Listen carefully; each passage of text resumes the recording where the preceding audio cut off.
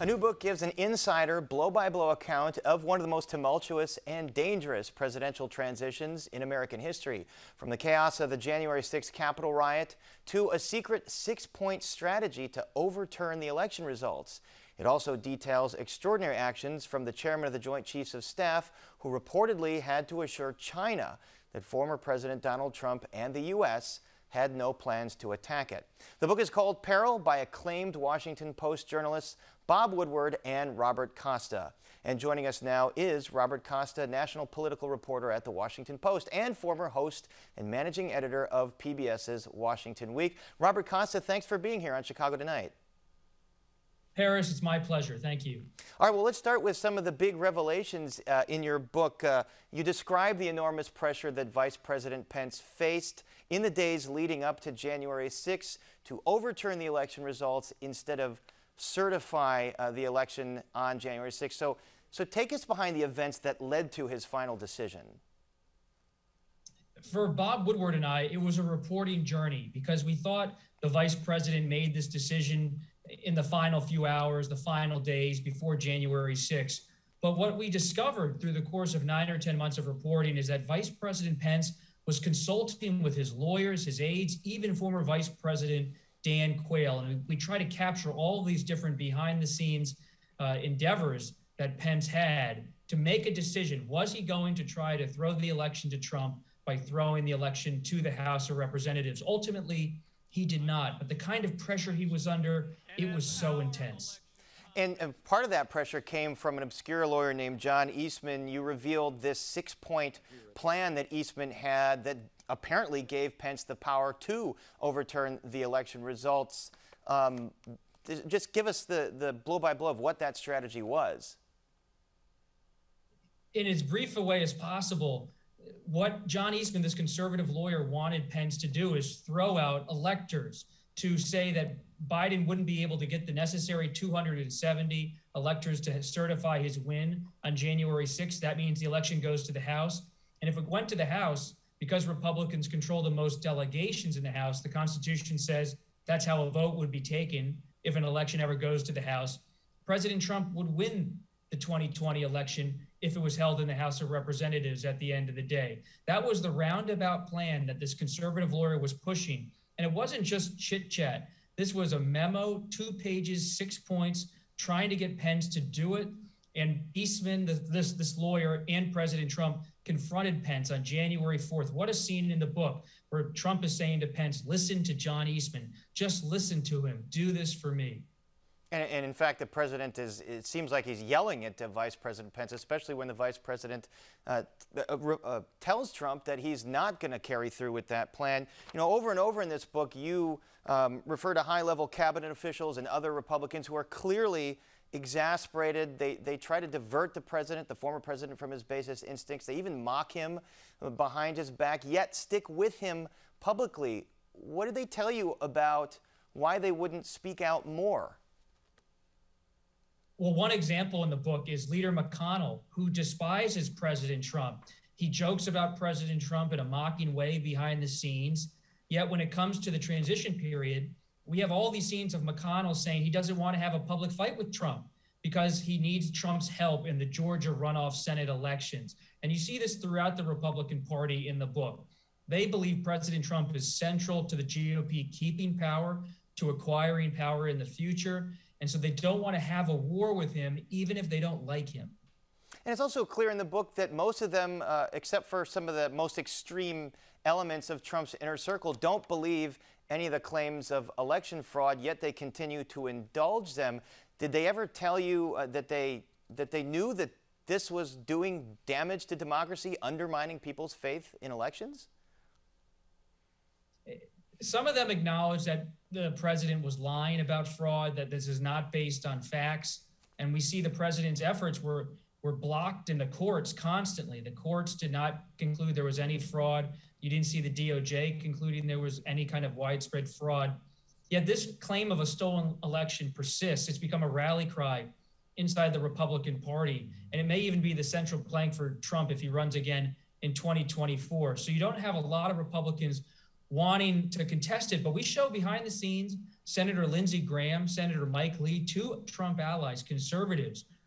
Graham, for his part, was effective in showing that there was no fraud. He had his whole staff look at whether there was fraud, found nothing. And Senator Mike Lee was trying to see if this Eastman plan was viable or real. And he thought, based on his own reporting on the side as a senator making calls, that there was nothing to it. So we try to show, not in our words or our conclusions, but our reporting, and Republicans even show that what the president was trying to do was just not backed up by reality.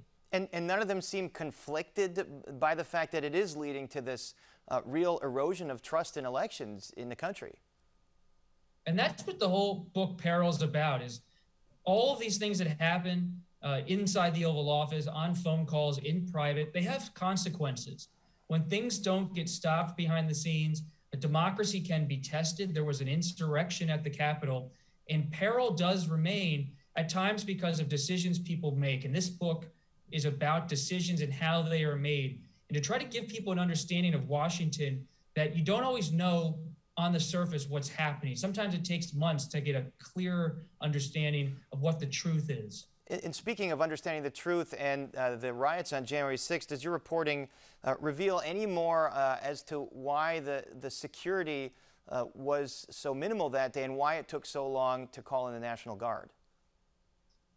It's evident that what happened on January 6th was a grave intelligence failure.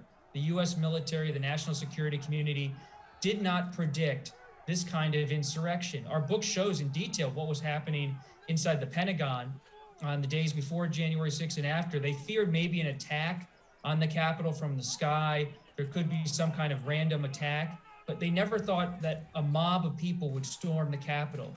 And for people at the highest ranks of the military, this was a failure, akin to previous significant and dire national security failures.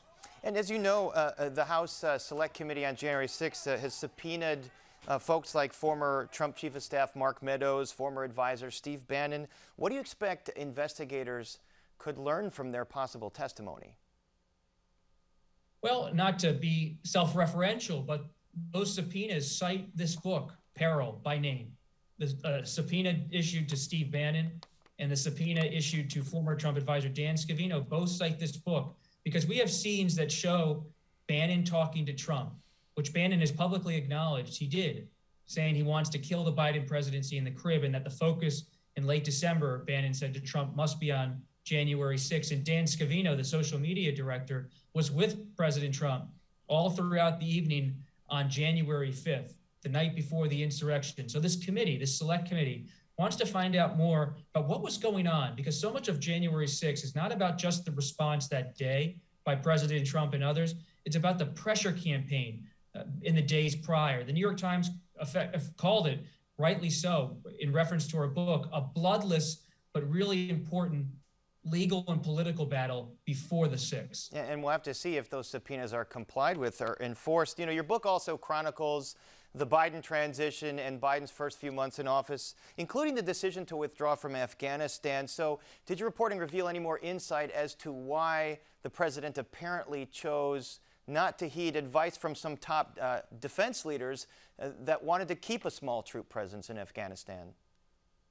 Our reporting shows that President Biden was very much formed by his previous experiences in the Obama administration. In 2009, he did not want to see the surge of troops, 30,000 into Afghanistan. He thought the military was asking for too much. And he was almost ridiculed at the time within the administration for taking that position. And he's always felt like the military, when it comes to Afghanistan, wants too many troops and the war is never ending. And this goes back to his days on the Senate Foreign Relations Committee. And so as William Faulkner often said, the past is never past. It's not even past. And that comes to policymaking with Joe Biden. His past certainly informed his decision to withdraw all U.S. troops, despite the reservations from Secretary Blinken and Secretary Austin, who wanted a slower withdrawal. And all of that's detailed in our book, important details for history that a few voices did speak up, at least early on, and say, slow down. And it certainly became a flashpoint of controversy early on in the Biden administration here. And now you've talked about the future of the GOP. You mentioned Senator Lindsey Graham believes that the party needs to stay with Trump as its leader. Mitch McConnell, at least right after the election, believed the party should completely divorce itself. How do you believe this is going to play out ahead of the midterms? you have a party where Trump is front and center. He's going back to Iowa, the first voting state in the 2024 contest this coming week. You see Trump out there having rally after rally, using a warlike cadence, never surrender, never give in. He has immense political capital. The polling bears that out. So even if the Republican Party and someone like Mitch McConnell, the GOP leader in the Senate, wants to move on, well, it's not easy to move on because he's out there and he's galvanizing his supporters in the states to get involved, to run for positions in the local election board, the state election board. He wants an even bigger say in how elections are run in this country. It's not an ending story. This peril may end as a book, but the peril to American democracy, the threat to the fabric that holds it together, very much present. Well, that was going to be my last question for you, Robert.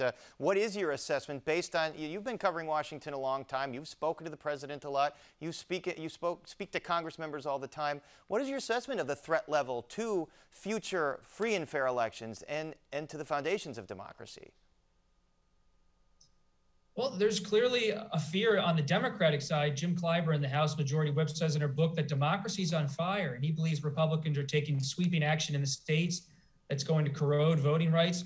But many Republicans say they're just putting new laws in that are very, very well fine and legal. And this is a real divide about how elections in this country should be conducted. There's no consensus between the parties in any real way. And this is, I'm just a reporter, but this portends for some very tense elections in 2022 and 2024 about what's legitimate. And think about how close we came on January 6th to the vice president walking away and saying, this isn't a legitimate election, I can't certify it. Democracy was tested, and there's no reporting yet that says it's not going to be tested again.